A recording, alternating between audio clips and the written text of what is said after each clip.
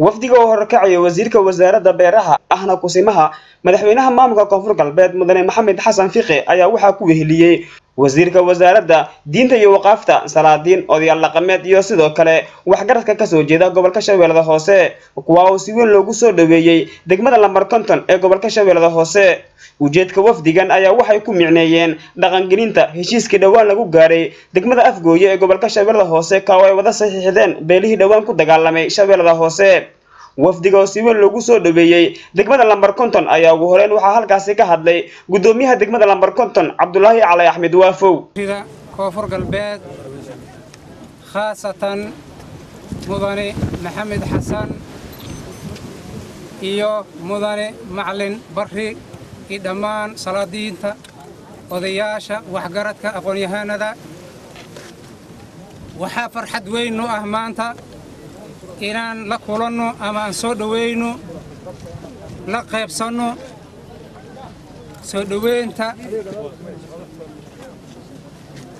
wasiirada maamulka koonfur galbeed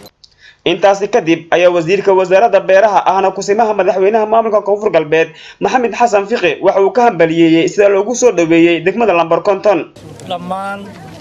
odayaal iyo maamul degmo iyo dhalinyaro ciidan intaba farxad aad iyo aad u weyn marka ugu horeyso aad ku salaama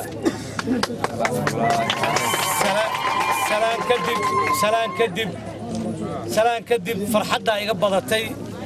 ma hadli karo runtii intaanoo shucuubtayda ah oo shacabkii deegaankan ee muddada dheer dhibaatada ku jiray maantana dawladnimo soo dhaweynaya inaan hor istaago waxay ii tahay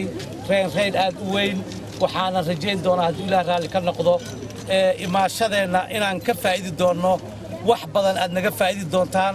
annagana aan wax badan idin faa'iidin doono waxaan rabaa inaan halkaan uga mahadceliyo hogaamiyaashii dhalinyaradii halganka hormuudka ka ahayd dhammaantood Salax Kalgacal Honkebel TV magaalada Marka